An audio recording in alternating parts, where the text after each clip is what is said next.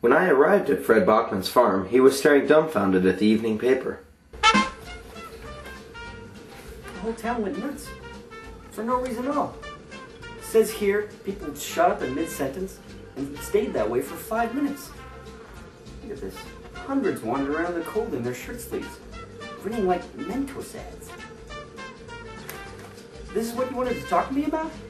It all happened when that noise was being broadcast, and I thought maybe... Chances are about 1 in a million that there's any maybe about it. The time checks to the second. Nobody was listening to the program. They didn't have to listen if my theory is correct. We took those faint signals from space, amplified them about 1,000 times, and rebroadcasted them. Anybody within reach of the transmitter would get a good dose of the stepped-up radiation, whether they wanted to or not. Apparently that's like walking past a field of burning marijuana. Well, how come you never felt the effect at work? Because I never amplified the signals and rebroadcast them. It's the radio station's transmitter that really put the sock into them. So what are you going to do next? Do? What else is there to do but publish the reports in some suitable journal? What, you're cutting him in on it too? In on what? The millions, the billions!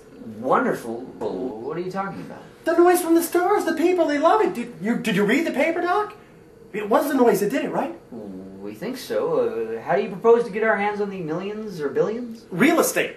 Maybe it's not the kind of thing that we should try and cash in on. I mean, we don't know a great deal about... Is happiness bad? No. Okay, and what we're going to do for the people is make them happy. I suppose you're going to tell me that's bad. People ought to be happy. And that's what we're going to do for the people. And the way people can show their gratitude is in real estate. We'll use your barn. We'll start right out there. We'll set a transmitter in the barn, run a line out to your antenna, and then we've got ourselves a real estate development. Sorry, I don't follow you. This place wouldn't do for a development. The roads are poor, there's no bus service or shopping center, the view is lousy, and the ground is full of rocks. Doc, sure it's got its drawbacks, but with the antenna in the barn, you can give them the most precious thing of all. Happiness. Euphoria Heights! That's great. I'd get the prospects, Doc, and you'd sit in the barn with their hands on the switch. Once the prospect sets foot in Euphoria Heights and you shot the happiness into him, there's nothing he wouldn't pay for a lot. Every house a home as long as the power doesn't fail. And then when we sell all the lots here, we move the transmitter and start another development. Maybe get a fleet of transmitters going. Sure, we'll mount them on wheels. I somehow don't think the police would think highly of us. Okay, so when they come out to investigate, you throw the old switch and give them a jolt of happiness. Hell, I might even be big heart and let them have a corner lot. No. It's just not ethical. I couldn't face my family. Okay, so we'll give them a jolt too. No. Sorry. Okay, I was prepared for that. But I've got another alternative, and this one, strictly legitimate. What we'll do is we'll make an amplifier from the transmitter, put an aerial on it. It shouldn't cost more than $50 to make, so we put it in the range of the common man, say $500.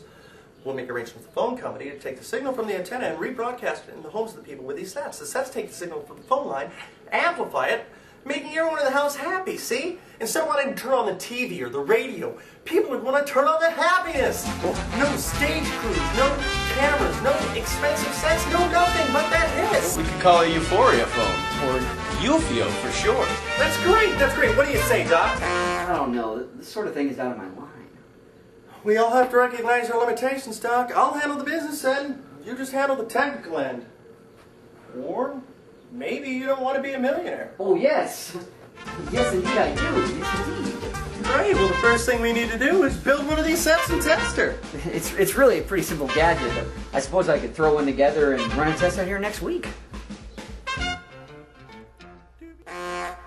The first test of the Euphoria phone, or Euphio, took place in Fred Bachman's living room on a Saturday afternoon, just 5 days after Fred's and Lou's sensational radio broadcast.